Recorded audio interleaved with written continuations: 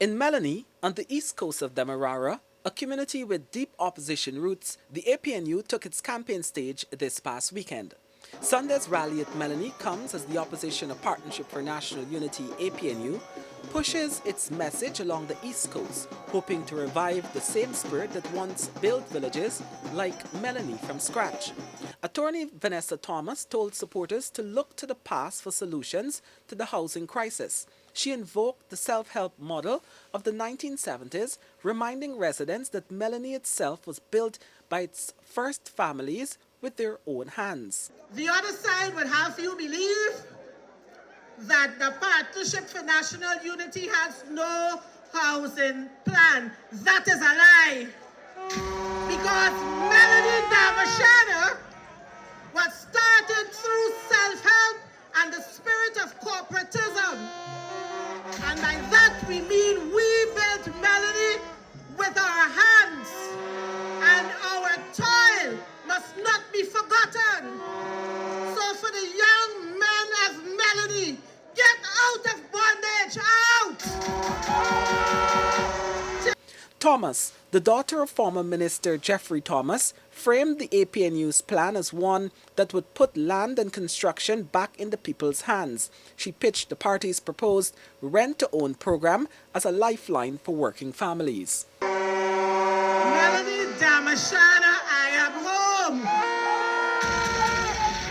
Also on the Melanie stage, Paul Williams, the former Deputy Commissioner of Police, made his own pitch for leadership in the PNC-led coalition. He told the crowd he'd waited years to step forward to prove the opposition still has strong leaders.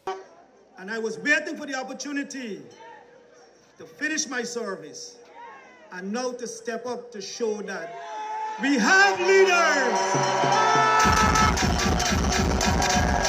It's myself for what I've gone through all the dedication and qualify myself for and build the competency. I came from the ghetto, BV the Gulf.